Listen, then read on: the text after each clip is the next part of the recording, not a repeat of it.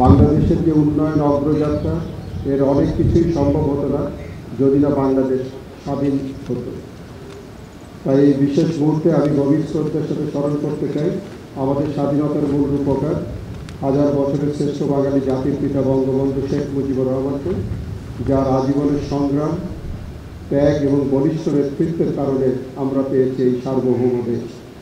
সেই সাথে আমি বিশেষ শ্রদ্ধা জানাতে চাই সকল শহীদদের প্রতি এবং সকল বীর মুক্তিযোদ্ধাদের প্রতি তাদের অবদানের জন্য। আমি বিশেষভাবে শ্রদ্ধা জানাতে চাই বাংলাদেশ সেনাবাহিনীর সকল শহীদদের, যারা স্বাধীনতা যুদ্ধের সময় এবং তার পরবর্তীতে দেশে এবং বিদেশের মাটিতে আমাদের জন্য জীবন বিসর্জন দিয়ে গেছে।